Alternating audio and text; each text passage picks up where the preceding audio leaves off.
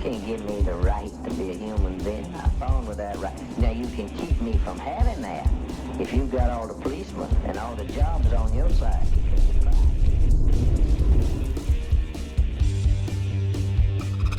Hey guys, I'm back with another video here. This one's a little bit different than what you're used to from me. It's more of an editorial, or I guess an opinion type piece. And I'm bringing it to you because I saw this article, I read it just the other day. It's from 2014, so it's from a while ago. Remember, this was back when Obama was our president. But the title of the article from the Washington Post, it's an opinion article, and it's "In the Long Run, Wars Make Us Safer and Richer." And I thought that was interesting because in general, most people seem to recognize the Washington Post as kind of a left-leaning publication. So I thought it was interesting because most of the time people seem to think that the people on the right are the warmongers, or the ones all about war. People on the left are for peace. And you know, since I dropped the idea of becoming of being a statist and started, you know, kind of following this idea of a voluntary society and not having a government to rule over us and us taking care of ourselves, it's really made me realize the two-party paradigm and how they both push the exact same thing. They just come at it from different angles. So it makes us think they're against each other and opposing each other, when really they're dividing us and conquering us, as I've mentioned in the past on many videos. And it's this, they all have the same end game, which is total world domination and one world government. If you don't recognize that, you need to wake up. There's several politicians, world leaders from across the decades have talked about the desire for a new world order, a global government, and things like that. You just go on to DuckDuckGo and start searching it up, and you'll start finding documents. So anyways, I want to go ahead and get to this article because I thought it was really interesting, some of the things that were said in here. First of all, so we're supposed to go to war because in the long run it makes us safer and richer. I don't buy it. So the guy who wrote the opinion article is Ian Morris, and so I'm just going to start reading this here. Ian Morris, a professor of classics at Stanford University, is the author of War: What Is It Good For? Conflict and the Progress of Civilization from Primates to Robots. Norman Angell, the Paris editor of Britain's Daily Mail, was a man who expected to be listened to. Yet even he was astonished by the success of his book, The Great Illusion, in which he announced that war had put itself out of business. The day for progress by force has passed, he explained. From now on, it will be progress by ideas, or not at all. Excuse me. He wrote these words in 1910, and one politician after another lined up to praise the book. And 4 years later, the same men started World War I. By 1918, they had killed 15 million people. By 1945, the death toll from the two world wars had passed 100 million, and a nuclear arms race had begun. And in 1983, U.S. war games suggested that an all-out battle with the Soviet Union would kill 1 billion people. At the time, 1 human in 5. In the first few weeks, and today, a century after the beginning of the Great War, the civil war is raging in Syria, and tanks are amassing on Ukraine's borders, and a fight against terrorism seems to have no end.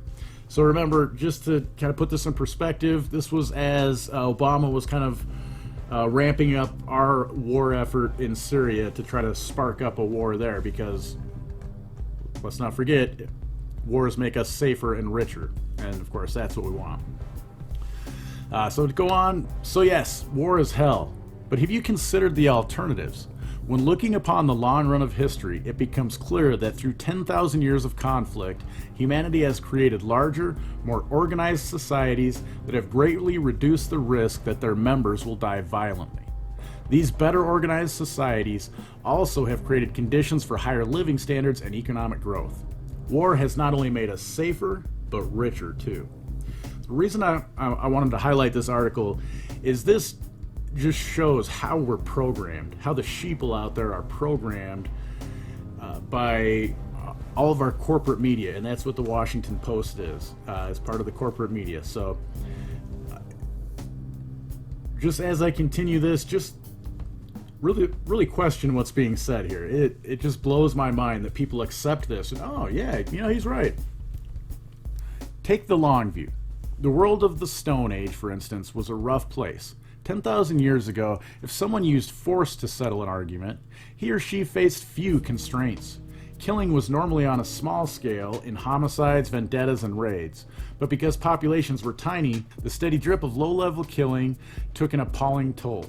And by many estimates, 10 to 20% of all Stone Age humans died at the hands of other people. This puts the past 100 years in perspective. Since 1914, we have endured world wars, genocides, government-sponsored famines, not to mention civil strife, riots, and murders. Altogether, we have killed a staggering 100 to 200 million of our own kind. But over the century, about 10 billion lives were lived, which means that just 1 to 2% of the world's population died violently.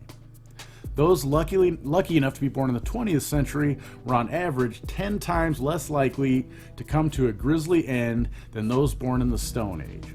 And since 2000, the United Nations tells us the risk of violent death has fallen even further, to 0.07%. Let me just back up that other paragraph I just read, and I made that statement that I didn't think the numbers were quite right. Let me back up. So what 10,000 years ago in the Stone Age, yeah, maybe 10 to 20% of Stone Age humans died at the hands of other people, because there were also a large amount of those people dying of natural causes early. So if there's less of you around because you're dying of other things too, you're dying a lot less of other things, or excuse me, you're dying a lot more from other things like diseases that we can prevent now. That means there's going to be less people around. So the ones that are killed by homicides and raids and vendettas, things like that he said, that is going to be a higher percentage just because there's less people around. But once you start keeping all those people from dying from sicknesses and diseases and things like that, now the population gets bigger. So now that same amount of people getting killed by vendettas, homicides, etc., and raids drops dramatically. I would also say he puts raids in there. How is raids anything different from war? Yet he's not, I don't know, just the whole thing, it's a propaganda piece from jump, and I'm just trying to point that out. I want to point out to people how the programming happens. And remember, this is another very important thing. The victors write the history books. And as we know, the West and the United States has been the victors of many wars and been able to write the history books. But just because we live in the United States or in the West, we tend to think, well, they must be correct and righteous because we won and we're great. Well, if you start digging, there's a lot of lies that have been told. Honestly, I think we've probably been told a lot more lies than we have been told the truth. Okay, so continuing. As this process unfolded, humanity prospered. 10,000 years ago, when the planet's population was 6 million or so, people lived about 30 years on average, that's what I was speaking of, and supported themselves on the equivalent income of about $2 per day.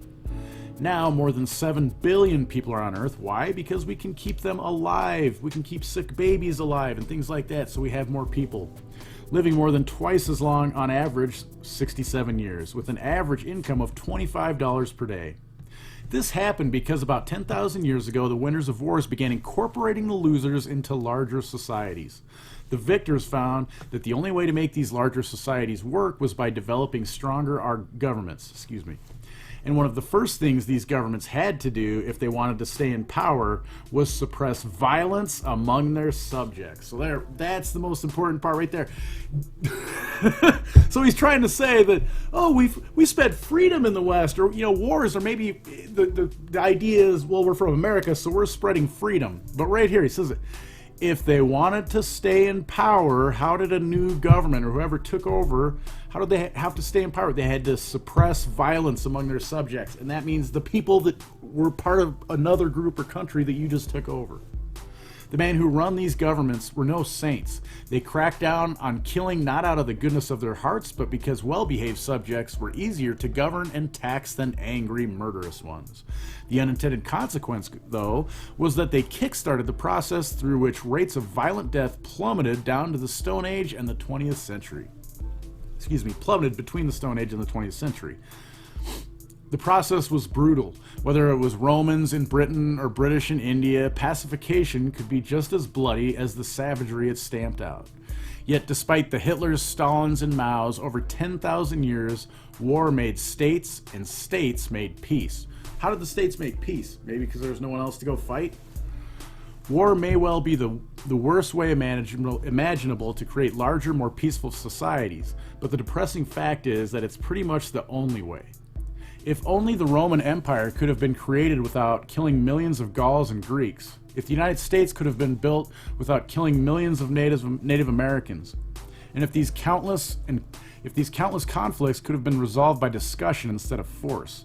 But this did not happen. People almost never give up their freedoms, including, at times, the right to kill and impoverish one another, unless forced to do so. And virtually the only force strong enough to bring about this has been defeat in war or fear that such defeat is imminent. So basically what he's saying is, well, these guys are bad, so we got to go fight them, and then we got to be bad to you to get you under control and fall under our system and get you programmed. The civilizing process also was uneven. Violence spiked up and down for 1,000 years, beginning before Attila the Hun in the AD 400s and ending after Genghis Khan in the 1200s.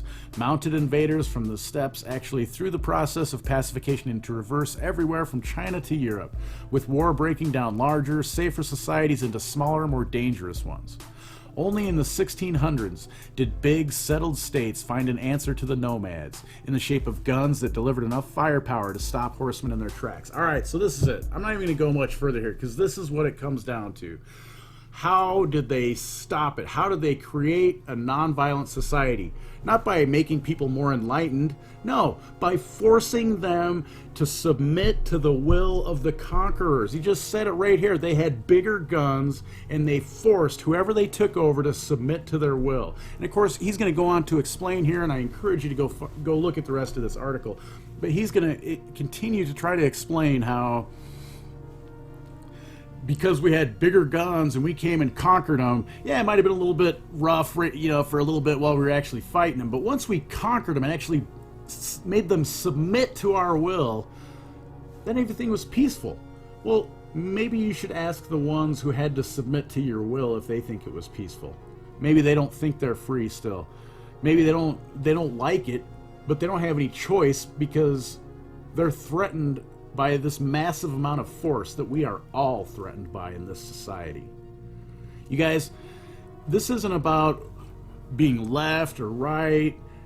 If you're a statist and you believe in government, then you believe in the use of force to remove people's liberties and make them submit to the will of the conquerors. That's what government does. Yes, it might be dangerous to live free without governments making us submit to their will. But it's freedom, and the only reason there's less violence when a government comes in is because they have so much force that we know we're going to die, so we just submit out of self-preservation.